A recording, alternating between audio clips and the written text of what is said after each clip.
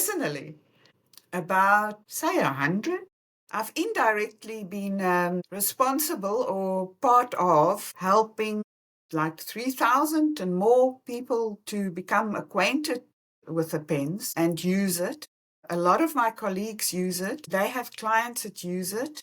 I spoke to my mom. She's 80. Now, I was not skeptical. She was skeptical.